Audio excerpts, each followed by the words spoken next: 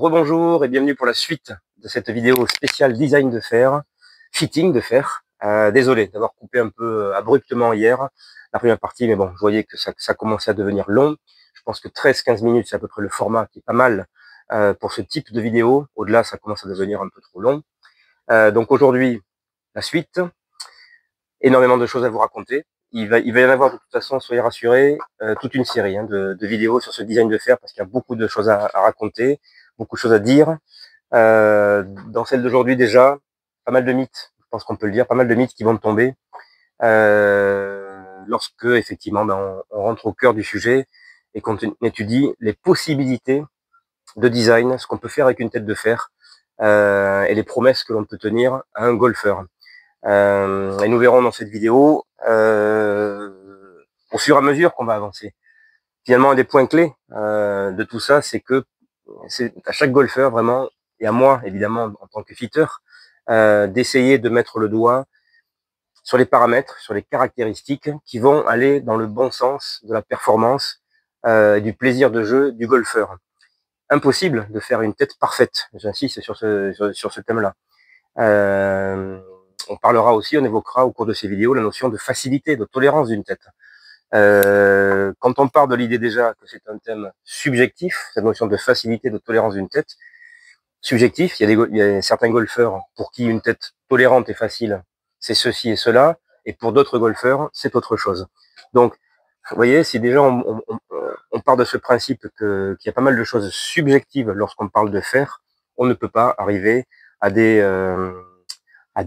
équations toutes faites, tout simplement. Mon rôle est d'expliquer, mon rôle est de vous faire pas mal de pédagogie, mon rôle est de vous guider, tout simplement, et de vous donner envie, bien sûr, d'en savoir plus que les autres, pour que vous puissiez effectuer des choix, des achats beaucoup plus précis que les autres golfeurs qui, eux, restent malheureusement, et qui resteront pour beaucoup dans ces croyances perpétrées par le marketing et qui les enferment dans certaines choses. Alors si on reprend vraiment le fil de la conversation d'hier, j'en étais à vous parler donc de cette vision d'une tête de fer vue sous cet angle.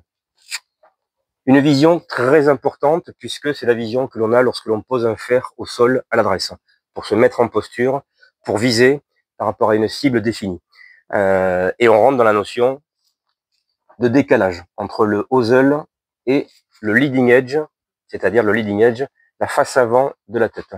Nous avons aussi le trailing edge, j'y reviendrai, qui est l'arrière de la tête. Donc, leading edge, trailing edge, on va en revenir quand on abordera la notion très importante de semelle aussi.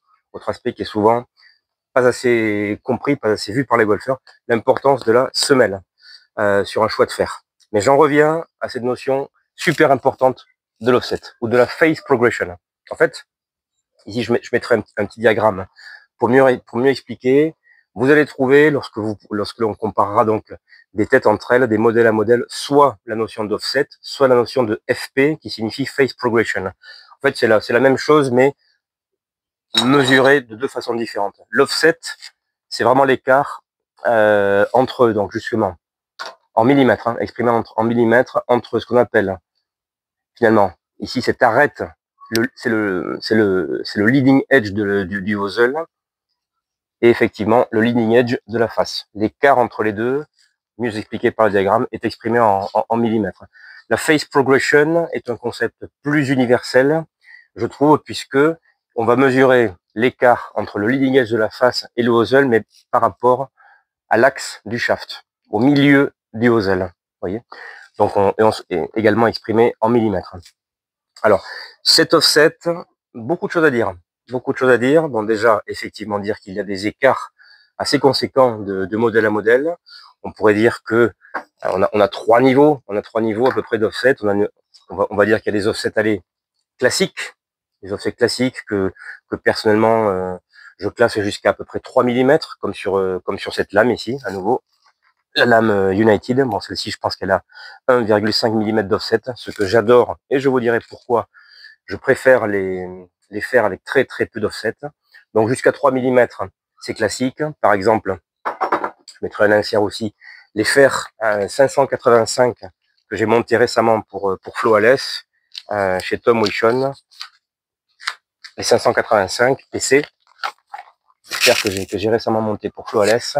On donnait un offset pour le coup constant de 2 mm, du fer 4 jusqu'au gap wedge.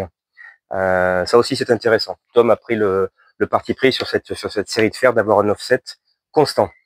Alors que dans la plupart des modèles, des séries de fer, vous avez un offset relativement progressif, en principe un petit peu plus d'offset sur les fer 4, fer 5, fer 6, et plus on se dirige vers les fer 9 et pitch et wedge, un petit peu moins d'offset. Je vous expliquerai ça aussi, pourquoi plus tard. Donc voilà, donc ça c'est la catégorie des fers dits classiques, players, etc. Peu d'offset.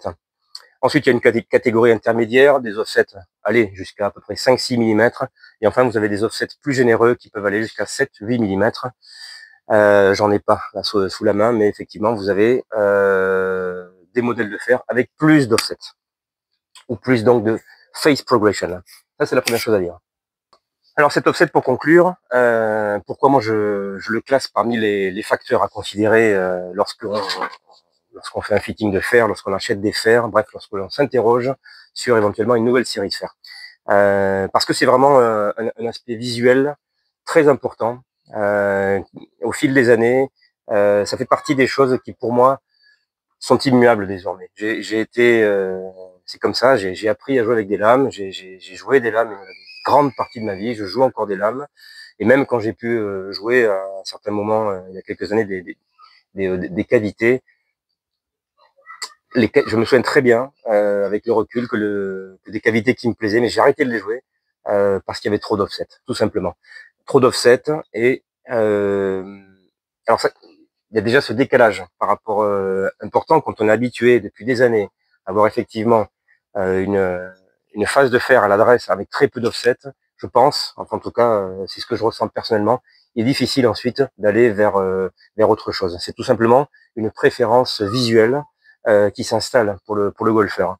Parce que si l'on réfléchit en termes de performance, allez, entre guillemets, qu'est-ce que peut apporter plus d'offset, à part, on va le voir, le fait qu'effectivement un fer qui a plus d'offset, cela décale effectivement un petit peu, et plutôt pas mal même par rapport à d'autres aspects que l'on peut vendre parfois, d'autres pseudo-technologies où on vous dit que cette technologie a permis de rabaisser le centre de gravité ou de l'amener vers l'arrière pour plus de tolérance. En fait, l'offset est un paramètre qui de facto ramène ce fameux centre de gravité, on va en parler, vers l'arrière, parce qu'il y a beaucoup de masse, mine de rien, beaucoup de masse, toujours cet aspect important. Un fer 6, c'est 260 grammes, et le Hosel, c'est un pourcentage, c'est plus d'un tiers de mémoire de la masse globale de la tête. Donc c'est sûr que quand on commence à jouer avec cette masse, donc avec l'offset, si on ramène le centre de gravité à l'arrière, cela aura effectivement une légère incidence sur la trajectoire de balle. On le sait, un fer avec plus d'offset aura tendance à faire des balles un peu plus hautes et permettra aussi de générer un peu moins de slice ou un peu plus de draw, on va l'appeler comme ça. Permettra de refermer en tout cas un peu plus la face à l'impact pour un golfeur qui cherche cela, un peu plus de hauteur et un peu plus de facilité à refermer sa face de club à l'impact. Mais pour des golfeurs à nouveau qui, comme moi, ont été habitués depuis plus de 30 ans à jouer avec des fers avec très peu d'offset, difficile, voire impossible de revenir en arrière. Voilà. Donc à ce niveau-là, et c'est très important, très important de le dire, je pense qu'on peut considérer qu'il y a plusieurs catégories de golfeurs. Ceux qui, comme moi, ont été habitués depuis très très longtemps à un certain type d'offset, qu'il y en ait très peu ou qu'il y en ait beaucoup d'ailleurs, dans les deux sens. Ça vaut dans l'autre sens. Un golfeur qui a joué avec beaucoup d'offset toute sa vie, qui a appris à jouer au golf avec des fers avec offset, aura du mal, je pense, à aller vers des fers à moins d'offset. Et il aura cette peur, justement, de dire, oula, il y a beaucoup moins d'offset, donc c'est plus difficile à jouer. Donc je vais pas aller vers ça. Est-ce juste, est-ce faux? Ce n'est pas à moi de le dire. Mais en tout cas, il y a une véritable préférence motrice, visuelle, qui s'est installée chez le golfeur. Donc c'est important en fitting de l'analyser, de voir avec un golfeur ses préférences. Et j'ai eu par rapport à ça des cas de golfeurs justement dans l'entre-deux des golfeurs qui ne font pas attention à cet offset justement là, ces golfeurs-là, que je qualifierais de vierges par rapport à l'offset, puisque justement, ils n'ont jamais trop fait attention à ça, c'est intéressant justement, lors d'un fitting un peu plus poussé, d'essayer de voir finalement quelles sont leurs préférences. Et j'ai été souvent surpris de constater que beaucoup de golfeurs préfèrent, en fait, lorsqu'on leur fait essayer, préfèrent des lames ou en tout cas des fers avec très peu d'offset. Pourquoi moi j'aime ça? Alors je l'ai dit parce que mes yeux s'y sont faits depuis ma plus tendre enfance. Mais j'aime ça aussi parce que je trouve, et ça je le retrouve dans beaucoup de fittings, des golfeurs qui me disent ah oui, un fer avec beaucoup moins d'offset est beaucoup plus facile à poser au sol et donc c'est plus facile pour viser une cible. Lorsque j'ai personnellement un fer avec beaucoup d'offset, j'ai vraiment du mal à positionner mes mains à l'adresse. J'ai la sensation qu'il faut que je les mette très en avant de mon corps, sinon j'ai la sensation d'avoir une tête complètement fermée. Donc ça, c'est important, parce qu'il y a des golfeurs, effectivement, c'est ce que je disais un petit peu en introduction, hein, attention aux mythes. On vous dira que voilà, qu'une lame ou en tout cas un fer, donc avec très peu d'offset, c'est réservé aux très bons joueurs. Ça, c'est faux et archi faux. Premier mythe qui tombe. Je l'ai vu, je l'ai vu souvent, assez souvent en tout cas, pour affirmer que euh, il n'y a, je ne vois aucun inconvénient à jouer un fer avec très peu d'offset, si et seulement si le golfeur se sent bien à l'adresse avec. S'il conçoit que c'est plus facile pour s'aligner, je pense que ça fait partie des choses quand même extrêmement importantes à considérer lors d'un fitting. Maintenant, à nouveau, si le golfeur est habitué ou s'il se sent de facto plus en confiance à l'adresse avec un fer avec beaucoup d'offset, eh bien oui, effectivement, il doit y aller. Il n'y a aucun problème par rapport à ça.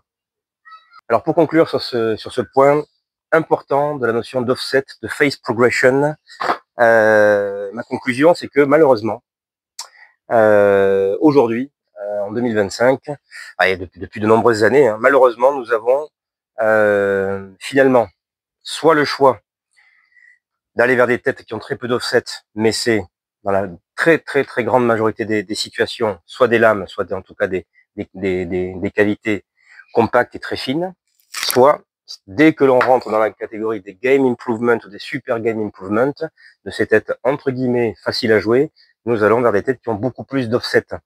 Et c'est la raison pour laquelle d'ailleurs je m'étais autorisé à faire une vidéo entière sur ce modèle, le KZG Pur, qui est sorti il y a quelques mois.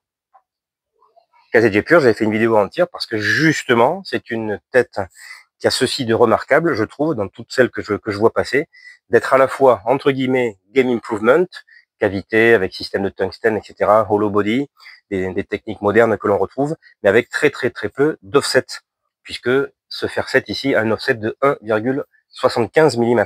Donc ça, c'est assez rare pour le signaler, c'est pour ça que je m'étais autorisé de faire une vidéo entière consacrée à ce modèle, les purs de chez KZG. Voilà pour l'offset, je referme cette parenthèse, mais qui me semblait très importante. Si je conclus à nouveau sur le vocabulaire à retenir sur le design des têtes de fer, nous avons aussi ici, vous voyez la jonction justement entre le hosel et la top line, hein, cette top line qui peut être plus ou moins épaisse selon les modèles. Cette jonction s'appelle le neck, N-E-C-K, qui va être plus ou moins droit, plus ou moins arrondi selon les modèles. Là aussi, c'est une matière de préférence très esthétique, propre à chaque golfeur, mais ça fait partie parfois des petits détails qui font que tiens, je préfère visuellement ceci à cela. Vous aurez aussi remarqué, et là aussi on rentre dans cette idée que, ben, à nouveau, ici je tiens une série de Nike, des anciennes lames hein, que j'ai rétrofité pour un ami à Paris, des Nike Pro VR. Il ne vous a pas échappé que que les dimensions des têtes changent, cette vision du neck, de l'offset peut changer tout simplement, à nouveau, puisque fer 4, en gros 250 grammes, et pitching wedge 290 grammes. Donc il est évident que, je vais mettre un petit schéma, il est évident que on a donc 40 grammes de masse à répartir différemment. C'est la raison pour laquelle, ici sur le pitch, vous avez donc une hauteur de pointe et une hauteur de talon qui vont être supérieures à celle du fer 4. Ça va être progressif, puisque ces 40 grammes, il faut bien les placer quelque part. Et en principe aussi, fer 9 et wedge vont avoir des necks un petit peu plus arrondis justement, avec un petit peu plus de masse. Donc voilà sur cette vue d'une tête. C'est une vue très importante puisque c'est la vue que le golfeur a lorsqu'il se met en posture à l'adresse. C'était le but de cette deuxième vidéo, cette notion importante de l'offset, de l'esthétique, de comment cette tête va se placer par rapport au sol. J'ai pas encore parlé de l'ail, mais pour moi, l'offset et le lie sont donc les deux paramètres clés que moi je considère très très importants. La façon dont je pose la tête à l'adresse qui va me faire gagner du temps pour que je me mette en posture et qui me fait gagner un temps fou aussi pour m'aligner par rapport à la cible que je suis en train de viser avec mon fer 6, avec mon fer 7, peu importe. Ma préférence va sur moins d'offset et effectivement, ça j'en reparlerai, un lie qui me correspond pour le coup, flat de 3 degrés et qui n'est rendu possible que sur des têtes avec un matériau suffisamment doux pour être tordu d'autant, de 3 voire de 4 degrés sur mes wedges. À très bientôt pour la prochaine vidéo, la troisième partie, où là aussi, pas mal de mythes qui pourraient tomber. On va rentrer dans cette notion de centre de gravité et de moment d'inertie. On en parle beaucoup de fabricants en parlent. Ce gosse hein, d'augmenter le MOI et de baisser le centre de gravité. Qu'en est-il exactement? Je vous réserve pas mal de surprises à ce niveau-là. À très bientôt pour la suite.